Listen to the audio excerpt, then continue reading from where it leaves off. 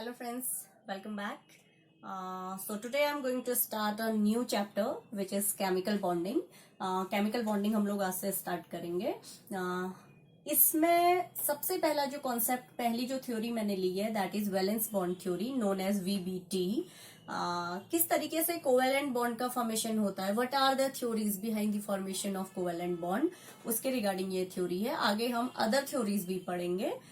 लेकिन मैंने इस टॉपिक में या इस यूनिट में मैं covalent bonding, coordinate bonding and ionic bonding formation नहीं मैंने इंक्लूड किया है. इन केस अगर आपको वो सब पढ़ना हो तो आप लोग मुझे बताइएगा. अदरवाइज ये कंसिडर करके चला जा रहा है कि you all have the basic information of all these bonds. So we will start with valence bond theory. Now what is it and किस तरीके से ये एग्जिस्टेंस में आई उसके बारे में देखते हैं.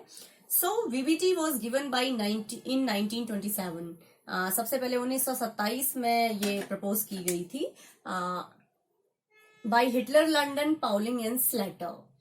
ये साइंटिस्ट थे जिन्होंने इस पे वर्क किया है. एंड ये भी इंपॉर्टेंट चीज है कि आपको पता हो, this theory was first applied for H2 molecule. H2 molecule पे इसको सबसे पहले अप्लाई किया गया था bye Hitler, London.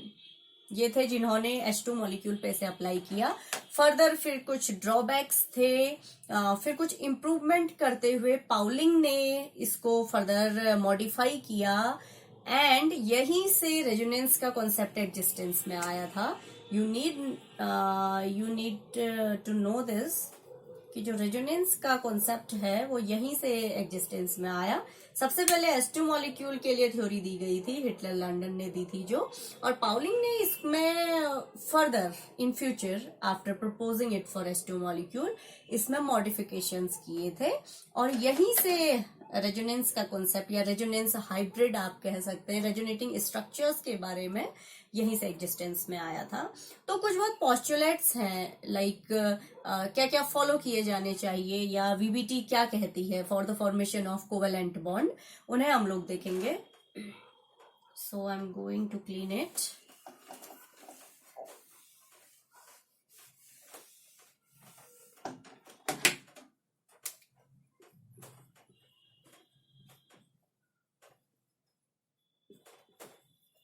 postulates of VBT or you can say rules also. Okay. अब जो लास्ट वीडियोस हमने करी हैं या जो भी हमने पढ़ा है उसमें हम ऑलरेडी ये देख चुके हैं कि when atom combines then there occur the formation of molecule. तो उसी कॉन्सेप्ट को लेते हुए हम चलेंगे. तो इसका पहला पोस्टुलेट यही कहता है कि two or more atoms combine, as we know atoms combine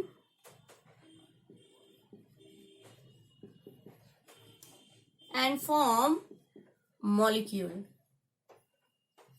ये सब हम ऑलरेडी पढ़ चुके हैं. अब इसमें जो आप फर्दर देखेंगे, लाइक मैंने कह दिया हमारे पास A एंड B दो एटम्स हैं. जो मान लिया प्रोडक्ट या जो मॉलिक्यूल है आपका AB फॉर्म हो रहा है. ठीक है, एटम है, this one is also atom, this is molecule.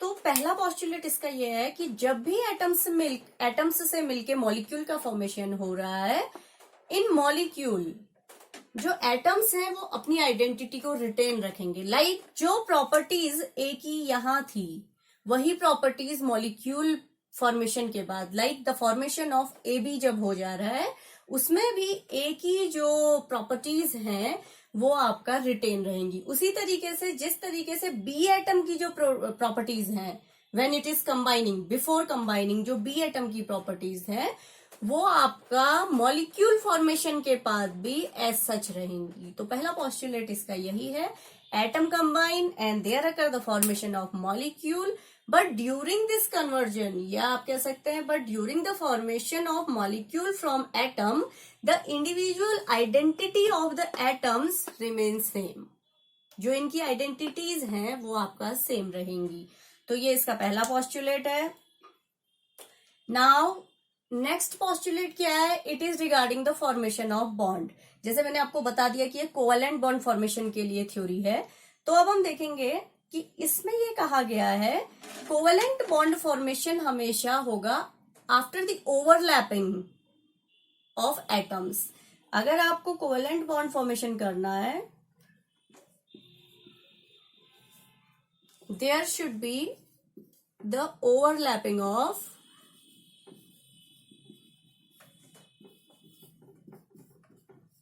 Atoms कहिए या एटॉमिक ऑर्बिटल्स कहिए। एटम की ओवरलैपिंग हो रही है मतलब एटम के अंदर जो एटॉमिक ऑर्बिटल्स हैं दे विल ओवरलैप। सो दूसरा पॉस्टुलेट या दूसरा रूल वीबीटी का ये कहता है कि कोवेलेंट बॉन्ड फॉर्मेशन के लिए ये नेसेसरी कंडीशन है कि there should be the overlapping of atomic orbitals, क्योंकि ओवरलैपिंग नहीं हो रही है तो definitely there won't occur the formation of any bond.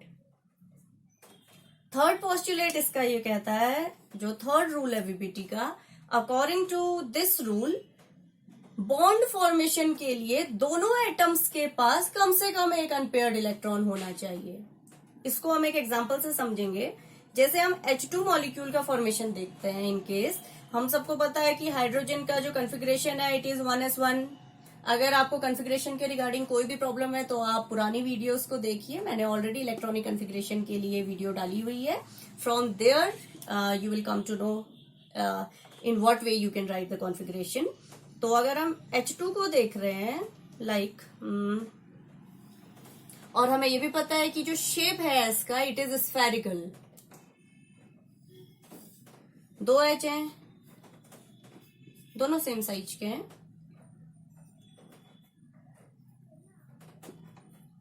आप मिड में भी दिखा सकते हो। 1s1 1 इलेक्ट्रॉन है, दैट्स वाई मैंने एक एक इलेक्ट्रॉन दिखाया है।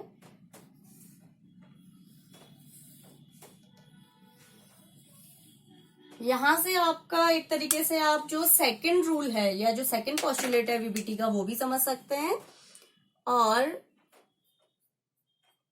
जो थर्ड पॉस्टुलेट है उसे भी समझा जा सकता है। देखते हैं किस तरीके से। देखिए सेकेंड रूल इससे इस तरीके से कंफर्म हो रहा है कि when there occur the overlapping of atomic orbitals then there occur the formation of molecule. आप देख रहे हो कि ओवरलैपिंग हो रही है दोनों ऑर्बिटल्स में, दोनों एसएस ऑर्बिटल हैं, दोनों डिफरेंट ऑर्बिटल्स हैं, ये ओवरलैप कर रहे हैं, तब आपका आप इस तरीके से देख सकते हो ये 1s आपका बॉन्ड बना हुआ है, सिग्मा बॉन्ड है बेसिकली। और थर्ड रूल कहता है कि कम से कम एक एक अनपेयर्ड इलेक्ट्रॉन होना चाहिए। जब एक एक अनपेयर्ड इलेक्ट्रॉन होगा तभी आपका यहाँ पे बॉन्ड फॉर्मेशन होगा, और जो वो इलेक्ट्रॉन्स हैं, जो वो अनपेयर्ड इलेक्ट्रॉन्स हैं, उनका स्पिन डिफरेंट होना चाहिए, क्योंकि अगर आपका सेम स्पिन का 2 एटम होंगे तो there will not occur the formation of bond.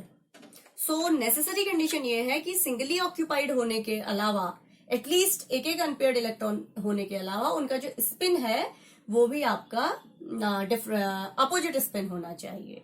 So these are 3 postulates and next one is fourth, यहीं पे देखते हैं। अब ये तो कंडीशन आई कि कोवेलेंट बॉन्ड फॉर्मेशन के लिए मिनिमम एक एक अनपेयर्ड इलेक्ट्रॉन होना चाहिए, बट कई बार आपको ऐसे भी मॉलिक्यूल्स दिखेंगे या कहें ऐसे भी डिफरेंट एटम्स दिखेंगे जिनमें मोर देन 1 इलेक्ट्रॉन है। सो अब चौथा पॉइंट ये कहता है कि अगर आपके पास कुछ ऐसे एटम्स हैं जिसमें मोर देन 1 अनपेयर्ड इलेक्ट्रॉन है तो वहां पे आपका मोर देन 1 बॉन्ड फॉर्म हो सकता है। जैसे अगर आप देखें तो इसे आप सिंपली N2 के केस में देख सकते हैं। नाइट्रोजन में अगर आपको थोड़ी बहुत भी इंफॉर्मेशन है तो N2 का जो मॉलिक्यूल है या कहें N2 के मॉलिक्यूल में 2 नाइट्रोजन के बीच में ट्रिपल बॉन्ड एग्जिस्ट करता है। पहला पॉस्टुलेट कहता है एटलीस्ट एक एक अनपेयर्ड इलेक्ट्रॉन तो होना चाहिए तभी बॉन्ड फॉर्मेशन होगा। अब नेक्स्ट कह रहा है कि कई बार ऐसा होगा कि एटम्स में मोर देन 1 इलेक्ट्रॉन प्रेजेंट है, तो उस केस में ये कहता है कि मोर देन 1 बॉन्ड फॉर्म हो सकता है। अब देखते हैं कैसे। नाइट्रोजन का कॉन्फ़िगरेशन अगर मैं लिखूं तो इट इज 2s2 2p3,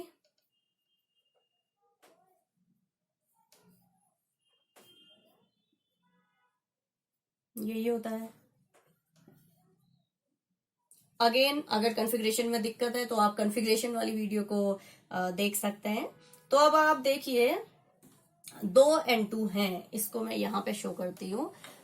इसको अगर ऑर्बिटल फॉर्म पे मैं दिखाऊं, अगर आपको दिख रहा है तो 2s का ऑर्बिटल फिल्ड है तो ये पार्टिसिपेट नहीं करेगा बॉन्डिंग में, ठीक है। तो क्योंकि आपकी जो बात हो रही है वो अनपेयर्ड इलेक्ट्रॉन के रिगार्डिंग है, तो अब हम देखते हैं कि किस तरीके से फॉर्मेशन हो रहा है। P का जो शेप है इट इज डम्बल्ड, यहाँ पे मैं बनाने की कोशिश करती हूँ। मान लिया कि ये आपका इंटरन्यूक्लियर एक्सिस है, अलोंग दी एक्सिस कहते हैं जो, ये देखिए। अब आपको ये भी पता है कि जो पी सबशेल है उसमें 3 सबसेल्स होते हैं या 3 ऑर्बिटल्स होते हैं जिन्हें हम पीएक्स, पीवाई, पीजेड कहते हैं। तो डेफिनेटली इनमें से एक पीएक्स है, एक पीवाई है, पीजेड है। यू कांट डिफरेंशिएट इट, और ना डिफरेंशिएट करने की जरूरत है क्योंकि तीनों में ऑलरेडी सिंगल इलेक्ट्रॉन प्रेजेंट है। तो अगर हमें इसे शो करना होगा, ये एक साथ आता है जनरली।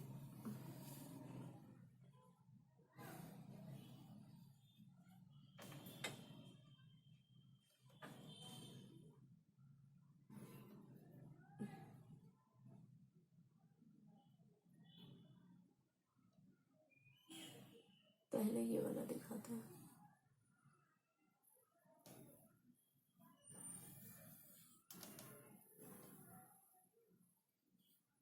इससे टेंशन में नहीं आना है, अभी समझाते हैं इसे, ठीक है। इलेक्ट्रॉन्स दिखाना है बेसिकली ना,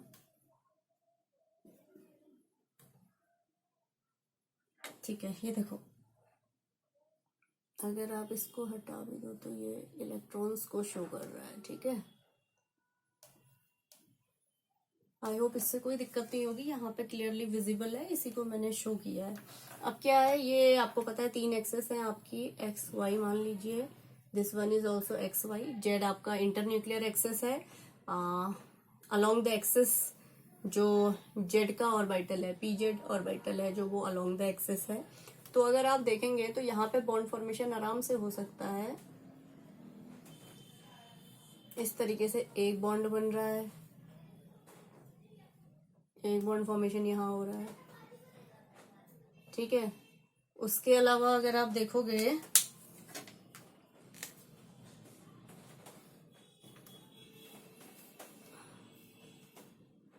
सॉरी,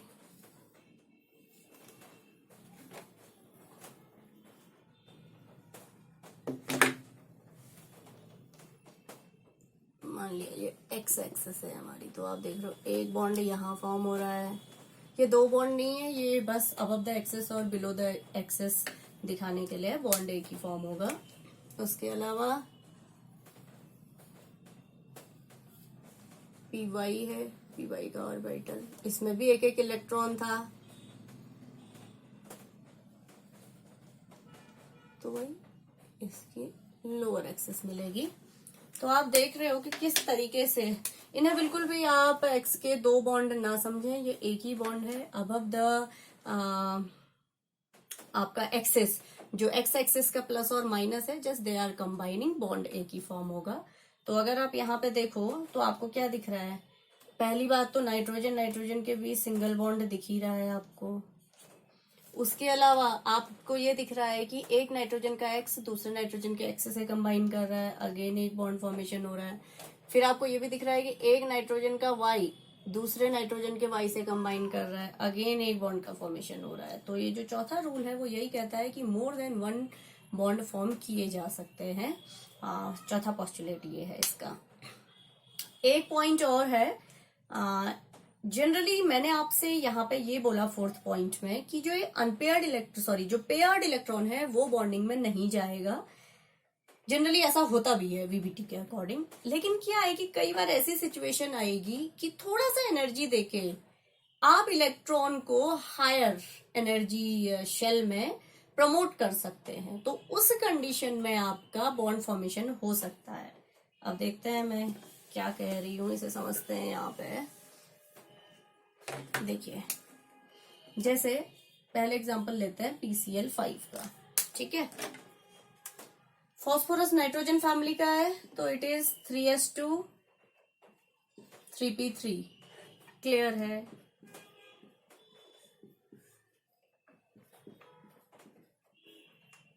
थ्री एस 3p, ठीक है। Cl अगर हम बनाएं, आप देख रहे हो कि PCl5 एज अ मॉलिक्यूल, तो ये होता है आपका 3s2 3p5, 3s2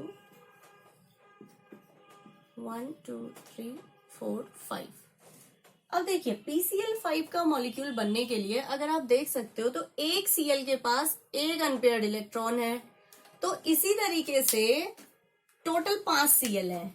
ठीक है, एक Cl के पास एक अनपेयर्ड इलेक्ट्रॉन है ये, तो उसी तरीके से 5 Cl के पास टोटल 5 इलेक्ट्रॉन्स होंगे। इसी तरीके से अगर मैं हर Cl को दिखाऊं तो ऐसे ही बनेगा और एक एक इलेक्ट्रॉन आपको ऑब्टेन होगा। तो अगर आप इस केस में बॉन्डिंग करते हैं तो 5 Cl में से केवल 3 ही Cl इसके साथ कंबाइन हो पाएंगे। I hope you are getting my point, क्योंकि हर Cl के पास एक अनपेयर्ड इलेक्ट्रॉन है, तो वो अनपेयर्ड इलेक्ट्रॉन फॉस्फोरस के अनपेयर्ड इलेक्ट्रॉन से कंबाइन करेगा, फिर अगेन दूसरा इलेक्ट्रॉन कंबाइन करेगा, फिर तीसरा इलेक्ट्रॉन कंबाइन करेगा। बट 3 इलेक्ट्रॉन तो एंगेज हो गए, 2 इलेक्ट्रॉन्स का क्या होगा, क्योंकि Cl के 5 मॉलिक्यूल कंबाइन हुए हैं। तो इस केस में क्या होता है स्टूडेंट्स, अब आपको पता है 3s है, 3p है, इसके बाद 3d आता है। ठीक है, तो यहां क्या होगा, आप देख रहे हो कि एक ही शेल की बात हो रही है, n=3 है इस केस में, तो एनर्जी का बहुत ज्यादा डिफरेंस नहीं है, डिफरेंस है बट इतना ज्यादा नहीं है। तो 3s 3p 3d थोड़ी सी एनर्जी दी जाएगी, या आप कह सकते हैं ये ग्राउंड स्टेट कॉन्फ़िगरेशन है 3s2 3p3। लेकिन जैसे ही आप थोड़ी सी एनर्जी इस मॉलिक्यूल को देंगे, it will transfer it's electron from 3s to 3d, क्योंकि पूरी पॉसिबिलिटी है 3 सब शेल की ही बात, सॉरी 3rd शेल की ही बात हो रही है, तो आराम से इलेक्ट्रॉन 3s से 3d में प्रमोट कर सकता है। अब अगर आप देखते हो तो सारे पूरे फॉस्फोरस का जो एटम है उसमें 5 अनपेयर्ड इलेक्ट्रॉन है, 1 2 3 4 5। Now the problem has been resolved. आपके पास 3 Cl हैं, तो जो 2 Cl हैं आप किसी तरीके से भी इसे एडजस्ट कर सकते हो, वो यहाँ आपका इजीली कंबाइन हो सकते हैं। तो क्या था, पहली सिचुएशन ये थी फॉस्फोरस की जब ये 3s2 था और ये 3p3 था। तो पोस्टुलेट यही कहता है कि जनरली अगर आपके पास पेयर्ड इलेक्ट्रॉन है, so they will not participate in bond formation generally. लेकिन अगर आप थोड़ी सी एनर्जी देके उसे शिफ्ट कर सकते हैं, प्रमोट कर सकते हैं, तो उसके बाद वो इलेक्ट्रॉन भी बॉन्डिंग में पार्टिसिपेट कर सकते हैं, विच इज क्वाइट विजिबल। पहले यहां जनरली आपको लगेगा कि नहीं हो सकता क्योंकि ये तो ऑलरेडी पेयर्ड है, तो इसको बॉन्डिंग की जरूरत ही नहीं है। लेकिन आपने देखा कि ये तो 3rd शेल से बिलोंग करता है, तो 3rd शेल से बिलोंग करता है तो 3s और 3p आपके पास ऑलरेडी है, तो डेफिनेटली 3d एम्प्टी भी होगा। तो आपने 3s से एक इलेक्ट्रॉन 3d में भेज दिया, और जैसे ही आपने इलेक्ट्रॉन को प्रमोट किया, आपने देखा कि आपके पास 2 अनपेयर्ड इलेक्ट्रॉन हो गए। 3 ऑलरेडी थे, 2 अनपेयर्ड इलेक्ट्रॉन आपको ऑब्टेन हुए। सो आप यहां से इजीली PCl5 का फॉर्मेशन कर सकते हैं। अब दूसरा इसमें एग्जांपल देखते हैं, लाइक अगर मैं NCl5 बनाना चाहूं, ओके, सेम फैमिली है, it is 2s2 2p3 2s2 2p3। अब देखिए एक Cl के पास एक अनपेयर्ड इलेक्ट्रॉन, तो 5 Cl के पास अगेन 5 अनपेयर्ड इलेक्ट्रॉन है टोटल। तो यहाँ पे अगेन एक Cl ने कंबाइन किया, दूसरे Cl ने कंबाइन किया, तीसरे Cl ने कंबाइन किया। ठीक है, तो 2 क्लोरीन का क्या होगा, यहां तो हमने क्या किया, 3rd शेल होने की वजह से इलेक्ट्रॉन को 3d में प्रमोट कर दिया, बट ये यहां हम नहीं कर सकते क्योंकि ये 2s है, ये 2p है, and you people know it very well कि 2d टाइप का कोई भी ऑर्बिटल या 2d नाम से कोई भी सब शेल एग्जिस्ट नहीं करता है। ये हमने ऑलरेडी डिस्कस किया हुआ है। तो कभी भी ये इलेक्ट्रॉन प्रमोट नहीं हो सकता क्योंकि 2s 2p देन आपका 3s आता है। तो आप देखोगे तो n वैल्यू डिफरेंट हो गई है, यहाँ पे n वैल्यू 2 है और यहाँ पे n वैल्यू 3 है, तो डेफिनेटली यहाँ पे एनर्जी का जो डिफरेंस है वो इतना होगा कि आप इजीली इलेक्ट्रॉन को यहां से यहां प्रमोट नहीं कर सकते हैं। यहां प्रमोशन क्यों हो पाया इलेक्ट्रॉन का, just due to the fact कि आप पूरा काम 3rd वैलेंस सेल में कर रहे थे, तो इजीली इलेक्ट्रॉन 3s से 3d में चला गया। लेकिन यहां पे ऐसी कोई गुंजाइश नहीं है, दैट्स वाई NCl5 कभी एग्जिस्ट ही नहीं करता है। लेकिन NCl3 एग्जिस्ट कर सकता है। अगेन वही बात आएगी, NCl3 क्यों एग्जिस्ट कर रहा है, अगेन 2s2 2p3 3s हम नहीं कर सकते हैं क्योंकि यहाँ पे बहुत ज्यादा अमाउंट में आपको एनर्जी देनी पड़ेगी।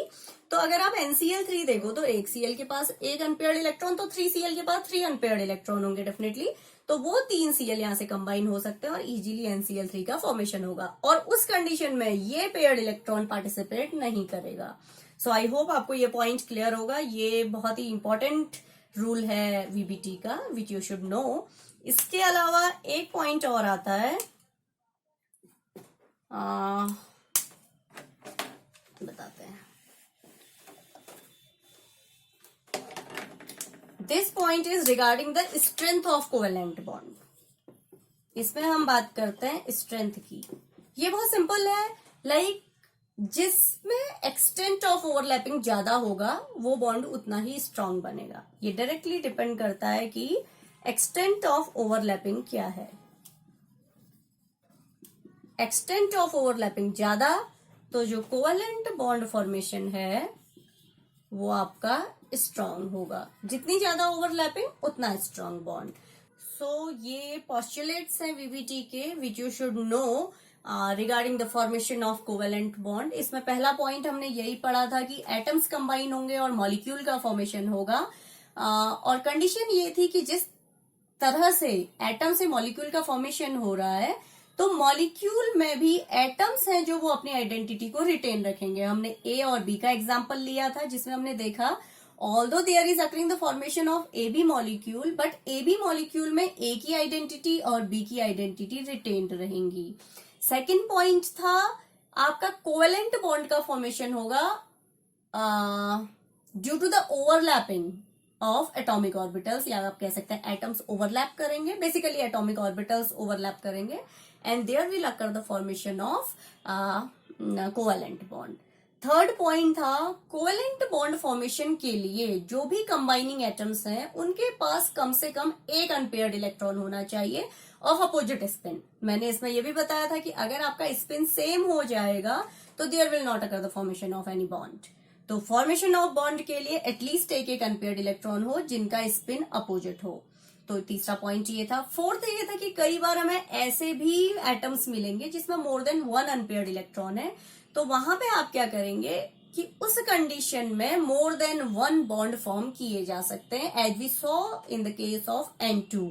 N2 में आपको पता है कि दो नाइट्रोजन एटम के बीच में तीन बॉन्ड एग्जिस्ट करते हैं, जिसमें से एक सिग्मा और दो पाई होते हैं। Next one was regarding the किस तरीके से आप मॉलिक्यूल का फॉर्मेशन करेंगे। तो नेक्स्ट पॉइंट ये कहता है कि जो पेयर्ड इलेक्ट्रॉन्स होते हैं वो जनरली बॉन्ड फॉर्मेशन में पार्टिसिपेट नहीं करते हैं, paired bond according to VBT। लेकिन अगर कुछ कंडीशन ऐसी हो कि थोड़ी सी एनर्जी देके इलेक्ट्रॉन को ट्रांसफर किया जा सकता है तो देन वो पेयर्ड इलेक्ट्रॉन भी आपका बॉन्ड फॉर्मेशन में पार्टिसिपेट करेंगे, जैसे कि हमने PCl5 में देखा। PCl5 का जो ग्राउंड स्टेट कॉन्फ़िगरेशन है इट इज 3s2 3p3। तो उसके अकॉर्डिंग इसके पास तीन ही अनपेयर्ड इलेक्ट्रॉन थे, लेकिन हमने ये देखा कि 3 शेल में 3s 3p उसके आगे 3d भी होता है। ठीक है, 3d होने के वजह से हमने क्या किया कि 3s से एक इलेक्ट्रॉन थोड़ी सी एनर्जी देके एक्साइटेड स्टेट में हम अपने एटम को लाए और एक इलेक्ट्रॉन को 3s से 3d में ट्रांसफर किया गया। तो यहां हम क्लियरली देख सकते हैं कि अब हमारे पास 5 अनपेयर्ड इलेक्ट्रॉन है जिनसे इजीली 5 क्लोरीन एटम कंबाइन हो सकते हैं, या आप कहें 5 क्लोरीन एटम का जो अनपेयर्ड इलेक्ट्रॉन्स है वो इजीली कंबाइन हो सकते हैं। फिर हमने वैसे देखा कि क्यों NCl5 नहीं बन सकता। यहां से एक बहुत ही अच्छा क्वेश्चन आता है कि why PCl5 is formed and why NCl5 is not formed। तो सिंपल कॉन्सेप्ट है, NCl5 अगर आप देखते हो तो N का जो कॉन्फ़िगरेशन है सारा कुछ मोस्टली कॉन्फ़िगरेशन से ही रिलेटेड है, इलेक्ट्रॉनिक कॉन्फ़िगरेशन जो हमने पहले पढ़ा था, तो वो आप लोग का क्लियर होना चाहिए तभी आप इसे समझ पाएंगे। तो अगर हम देखें नाइट्रोजन का जो कॉन्फ़िगरेशन है इट इज 2s2 2p3। तो अब आप देख रहे हो कि एक यहाँ पे भी पेयर्ड इलेक्ट्रॉन है, जैसे फॉस्फोरस के केस में था 3s2। तो अब आप देखेंगे कि फॉस्फोरस के पास तो 3d था, इसीलिए ये पेयर्ड इलेक्ट्रॉन यहां गया। ठीक है, वहीं अगर हम यहां देखेंगे तो नाइट्रोजन के पास 2d नहीं होता है। We know it very well कि 2d नाम से कोई भी आपका ऑर्बिटल एग्जिस्ट नहीं करता है। 2p के बाद जस्ट 3s आता है और 2s और 3s की एनर्जी में बहुत डिफरेंस है, जिस वजह से ये जो पेयर्ड इलेक्ट्रॉन है वो 3s में ट्रांसफर नहीं किया जा सकता। और अगर आप ट्रांसफर नहीं करेंगे तो यू कैन क्लियरली सी कि आपके पास 3 ही अनपेयर्ड इलेक्ट्रॉन है। दैट्स वाई केवल NCl3 बनता है, NCl5 नहीं बनता है। 6th one was regarding the strength of the bond. जो भी कोवेलेंट बॉन्ड आप बना रहे हैं उनकी स्ट्रेंथ के रिगार्डिंग ये पॉइंट था। तो ये सिंपल है कि जितना आपका ओवरलैपिंग होगा, ओवरलैपिंग का एक्सटेंट जितना ज्यादा होगा, more the extent of overlapping, more will be the strength of that covalent bond. या आप कह सकते हैं जितना ज्यादा ओवरलैपिंग होगी उतना आपका बॉन्ड स्ट्रांग बनेगा। So these where the rules और पॉस्टुलेट फॉर VBT। तो आई होप आप लोगों को ये सब आ गया होगा। इससे आगे हम जो स्ट्रेंथ ऑफ बॉन्ड हम देख रहे हैं इसमें हम फर्दर काम करेंगे कि जैसे आपको पता है SPDF आपके सबशेल्स होते हैं, किस तरीके से उसमें बॉन्ड फॉर्मेशन हो रहा है, या ये बॉन्ड फॉर्म हो रहा है या नाइट्रोजन, 2 नाइट्रोजन के बीच में 3 बॉन्ड फॉर्म हो रहे हैं जैसे आपको बताया। तो इसमें से कौन सा बॉन्ड स्ट्रांग है, कौन सा वीक है, कितने टाइप के बॉन्ड होते हैं, ये सब अब हम नेक्स्ट अपने वीडियो में पढ़ेंगे। So that's all for today. Thank you.